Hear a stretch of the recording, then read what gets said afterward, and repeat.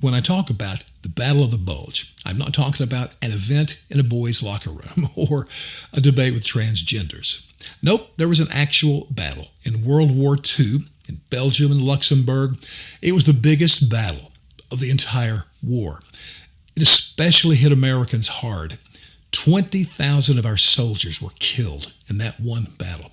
Another 60,000 were wounded. 20,000 were captured by the Germans. A total of 600,000 American soldiers fought in that war under incredibly awful conditions, wintry conditions, cold and snow and ice. I can't imagine having to camp out like they did for weeks on end, let alone fighting for your life.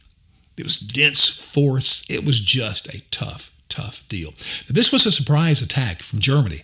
Hitler was really losing the war at this time, but his theory was, and it wasn't a bad one, he will attack the Westerners, which included, of course, the Allies, America, England, Canada, Europe, and the rest. If he could win that battle, it would force the Western Allies into a peace treaty with him. He could then move all those German armies over to the Eastern Front and prepare for the battle with Russia, which was coming. Not a bad plan. So at the beginning of this, we were losing big time. It was a disaster. So General Eisenhower, our future president, called a meeting in Verdun, France, brought in all of his key advisors, including famous people like General Bradley and General Patton. And by the way, you know when I'm doing a history podcast, I'm going to bring one American out of the story and to show you the greatness of just who an American is. So Patton is the guy for this story. Now, he'd been taken out of the war. He hadn't fought for almost a year because there was that famous incident where he had slapped a couple of soldiers and some reporter got it on his camera.